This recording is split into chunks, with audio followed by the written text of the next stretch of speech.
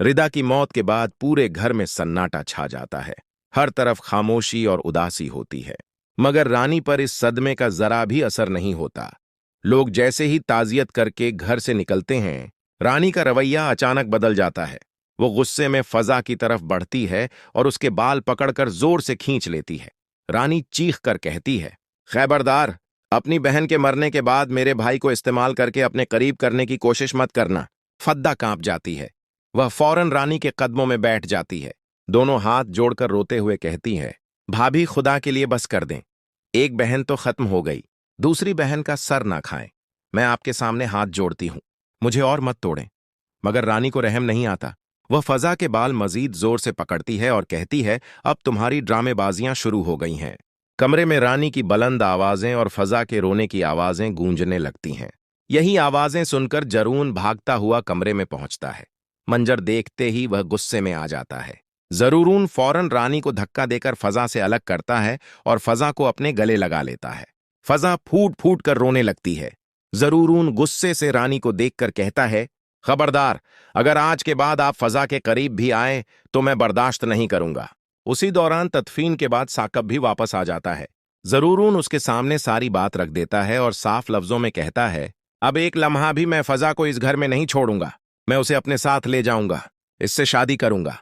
जिसे जो करना है कर ले, मुझे रोक कर दिखाए।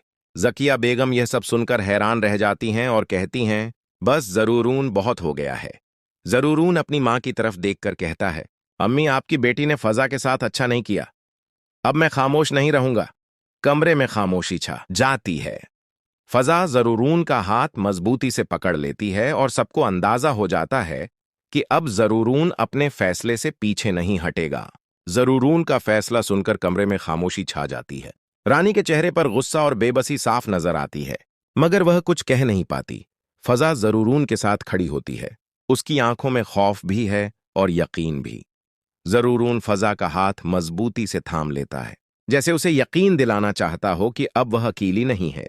साकुब आगे बढ़कर कहता है कि हालात बहुत खराब हो चुके हैं, मगर जरून साफ जवाब देता है कि अब मजीद जुल्म बर्दाश्त नहीं होगा। वो कहता है कि फजा ने सब कुछ खामोशी से सहा है। अब उसके सब्र का इम्तिहान खत्म हो चुका है। जकिया बेगम कुछ कहना चाहती हैं, मगर जरूरून उनकी बात काट कर कहता है कि अगर आज वह खामोश रहा तो फजा सारी उम्र इसी अजैयत में रहेगी।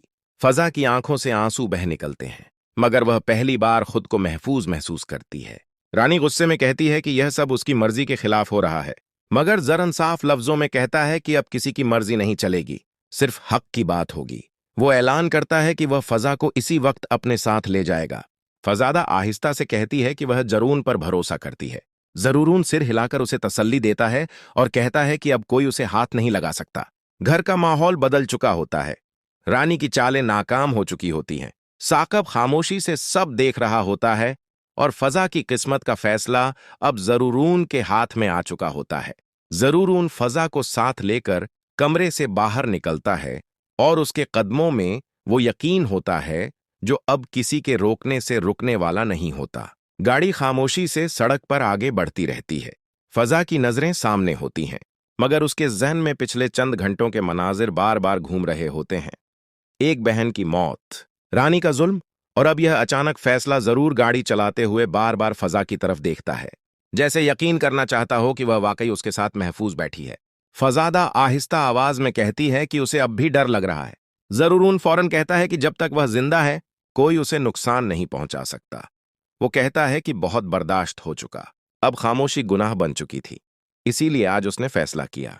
दूसरी तरफ घर में माहौल मुकम्मल तौर पर बदल चुका होता है। रानी सहन में खड़ी खाली आंखों से गेट को देखती रहती है, जहां से जरूरून फजा को लेकर निकल गया था। उसका गुरूर टूट चुका होता है, मगर वह मानने को तैयार नहीं होती। वो बार बार कहती है कि यह सब जबरदस्ती हुआ है, मगर उसकी बात सुनने वाला अब कोई नहीं रहता। साकिब एक कोने में बैठा सर पकड़े सोचता रहता है। उसे पहली बार एहसास होता है कि रानी की जद ने कितनी जिंदगियां मुतासिर की। वह दिल ही दिल में मान लेता है कि अगर उसने पहले आवाज उठाई होती तो शायद हालात यहां तक ना पहुंचते। जरून और फजा एक छोटे से घर के सामने आकर रुक जाते हैं।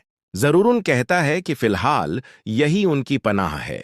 फजा गाड़ी से उतरते हुए गहरा सांस लेती है।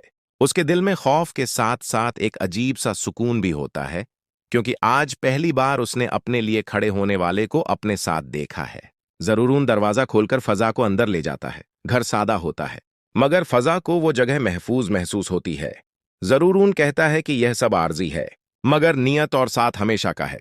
फद्दा की आंखों से आंसू निकल आते हैं। वह कहती है कि उसने कभी सोचा भी नहीं था कि कोई उसके लिए इतना मजबूत कदम उठाएगा। जरूरून जवाब में बस इतना कहता है कि जब बात इज्जत और हक की हो तो पीछे हटना बजदली होती है। 80 लम्हे फजा को अंदाजा हो जाता है कि उसकी जिंदगी का सबसे मुश्किल दौर शायद गुजर चुका है और आगे का रास्ता आसान न सही मगर सच्चा जरूर है। फजा आहिस्ता आहिस्ता कमरे में बैठ जाती है। उसके चेहरे पर ठिकन और दुख साफ नजर आता है। जरूरून उसके सामने बैठकर कहता है कि अब उसे किसी बात से घबराने की जरूरत नहीं। फजा कहती है कि आज अगर वह ना आता तो शायद वह खुद को संभाल नहीं पाती। जरूरून उसकी बात सुनकर कहता है कि अब वह कभी अकेली नहीं रहेगी।